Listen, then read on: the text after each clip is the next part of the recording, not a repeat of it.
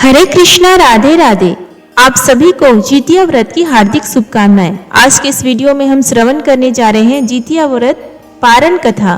प्राचीन काल में एक मालिन राजा के यहाँ फूल पहुँचाने का काम करती थी और रोजाना सुबह के वक्त पूजा करने के लिए राजा के यहाँ फूल देकर आती थी।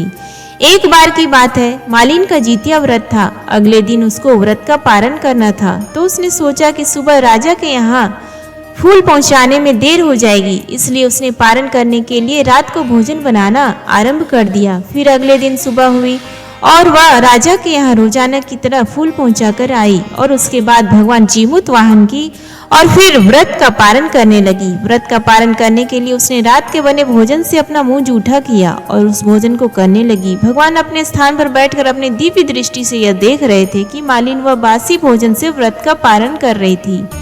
भगवान को मालिन की बासी भोजन करता देख उससे नाराज हो गए। इधर मालिन ने अपने बच्चों को खेत में से अनाज लाने भेजा, तो उधर भगवान अजगर का रूप धारण करके आ गए।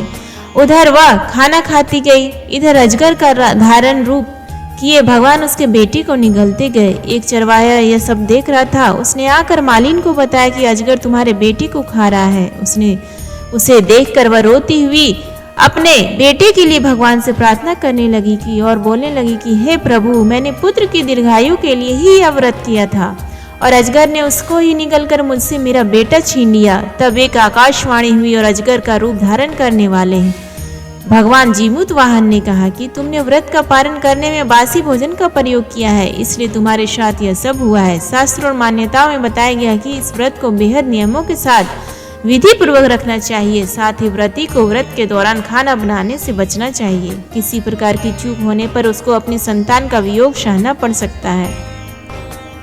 भगवान जीमूत वाहन ने उसको आश्वासन देते हुए कहा कि अब अगले साल तुमको यह व्रत फिर से विधि पूर्वक करना होगा और व्रत की पूजा में बच्चों को पहनाने आने वाली करधनी रखनी होगी और व्रत को पूर्ण करके अपने बेटे को यह करधनी पहनाई जाती है। अगले साल जब उस मालिन ने विधि विधान से व्रत किया तो भगवान जीमूत वाहन ने सकुशल उसके बेटे को वापस लौटा दिया। इसलिए इस व्रत को करने वाली व्रतियों को इसका ध्यान रखना चाहिए कि व्रत पूरा होने के बाद भूल कर भी बासी खाने को मुंह में नहीं डालना चाहिए और शुद्ध साफ तरीके से विधि पूर्वक व्रत के नियमों को पालन करना चाहिए।